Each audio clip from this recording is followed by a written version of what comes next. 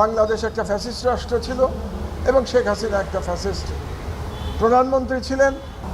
এভাবেই তিনি বাংলাদেশে ফ্যাসিবাদ কায়েম করেছিলেন এবং সারা বিশ্বে এটা এখন প্রমাণিত হয়ে গেছে যে বাংলাদেশ একটা ফ্যাসিস্ট রাষ্ট্র ছিল এবং শেখ হাসিনা একটা ফ্যাসিস্ট প্রধানমন্ত্রী ছিলেন, যিনি ভারতের নির্দেশে কাজ করেছেন, বাংলাদেশকে একটি উপনিবেশে পরিণত করেছিলেন।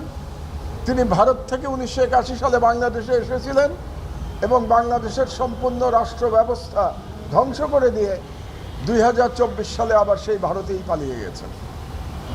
আর আমি আরেকটা কথা আজকে খুব জোরের সাথে বলেছি যে মায়ের বুক খালি হয়েছে, যে পিতা সন্তান হারিয়েছেন, তারা এই ট্রাইব্যুনাল দিকে তাকিয়ে আছেন। তারা রিভেঞ্জের জন্য তাকিয়ে নাই, তারা ন্যায় বিচারের জন্য তাকিয়ে আছেন, যাতে করে এমন ন্যায় বিচার প্রতিষ্ঠিত হয় এখানে, সেই ন্যায় বিচারের মাধ্যমে বাংলাদেশে আর কখনো কোনো ফ্যাসিস্ট শাসক ফিরে আসার পথ রুদ্ধ হয়ে যায়। এবং আমি আমার বক্তব্যের শেষে জানিয়েছি যে বাংলাদেশের একজন সচেতন নাগরিক হিসেবে এবং একজন বর্ষিয়ান নাগরিক হিসেবে আমি ট্রাইব্যুনালকে সাহায্য করতে এসেছি, সহায়তা করতে এসেছি। 15 বছর ধরে আমি যে ফ্যাসিবাদকে দেখেছি তার বিশ্লেষণ দিয়ে আমি সহায়তা করছি ট্রাইব্যুনালকে, যাতে তারা ন্যায় বিচার করতে পারেন। আমি খুব কৃতজ্ঞ ট্রাইব্যুনালের মাননীয় বিচারপতিদের প্রতি, যে তারা ধৈর্য সহকারে আমার এই দীর্ঘ সাক্ষ্য শুনেছেন এবং ধৈর্য সহকারে দীর্ঘ জেরাও শুনছেন। এবং আমি ডিফেন্স লয়ারকেও কনগ্রাচুলেট করছি যে তিনি খুবই প্রফেশনালিজমের সাথে তিনি আমাকে জেরা করছেন এবং তাতে আমার এই বয়সে একটু কষ্ট হচ্ছে। আজকে 2 দিন কন্টিনিউয়াসলি আমাকে সাক্ষ্য এবং জেরা দিতে হচ্ছে, যে মিডিয়ার যারা ভিতরে ছিলেন তারা দেখেছেন, এবং কালকেও এটা অব্যাহত থাকবে।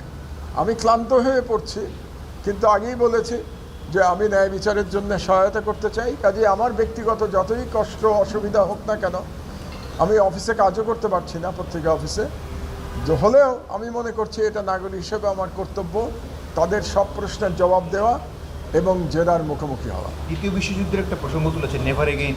জি, কি বলেছেন আপনি? আমি যেটা বলেছি যে দ্বিতীয় বিশ্বযুদ্ধে আমাদের মনে আছে যে হিটলার তার দেশে কমিউনিস্ট এবং ইহুদিদের গণহত্যা চালানোর জন্যে তার গণহত্যা চালিয়েছিল, এবং চালানোর পরে যখন সারা পৃথিবী জানতে পারল যে সেই দেশে কী ধরনের জুলুম চালানো হয়েছে, কিভাবে গণহত্যা চালানো হয়েছে, কয়েক মিলিয়ন জার্মান নাগরিককে হত্যা করা হয়েছে, তখন সারা পৃথিবী বলেছিল যে আর যেন কখনো এরকম দানবের আগমন না ঘটে।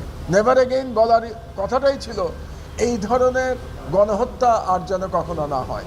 তো আমি সেই প্রেক্ষাপটে বাংলাদেশে বলেছি যে শেখ হাসিনাও একজন ছোটোখাটো হিটলার ছিলেন, হিটলারের মতো ক্ষমতা তার ছিল না, কিন্তু মানসিকতায় তিনি হিটলারকে ছাড়িয়ে গিয়েছিলেন।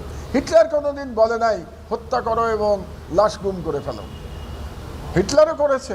হিটলার তার মেকানিজম দিয়ে হলোকস্ট চালিয়েছে, কিন্তু এভাবে সরাসরি নির্দেশ দেয়া কাউকে যে হত্যা করে লাশ গুম করে দাও, এটা হিটলারও কাউকে বলে নাই।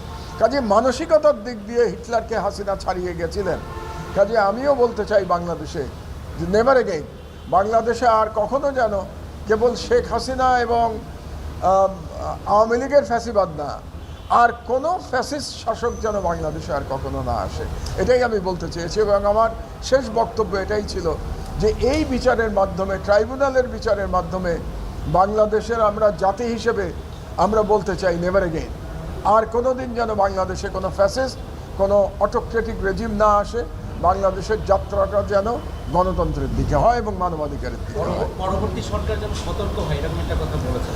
আমি পরবর্তী সরকারকে সতর্ক হতে বলেছি এই শেখ হাসিনার কাছ থেকে শিক্ষা নিয়ে এবং এদের দুষ্কর্ম থেকে শিক্ষা নিয়ে, যেভাবে তারা রাষ্ট্রকে ধ্বংস করেছে এবং দুর্নীতি করেছে, এর থেকে পরবর্তী সরকারের শিক্ষা নেওয়া উচিত। যারা গণতান্ত্রিকভাবে নির্বাচিত হয়ে আসবেন, যাতে তারা শেখ হাসিনার মতো গণবিচ্ছিন্ন হয়ে আবার জুলুমের পথ বেছে না নেন। ধন্যবাদ। Thank you.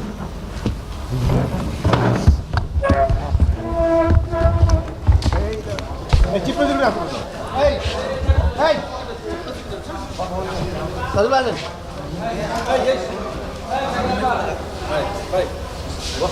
সব কিছু বলে দিচ্ছে, আমার কি বলার আছে? না বলেন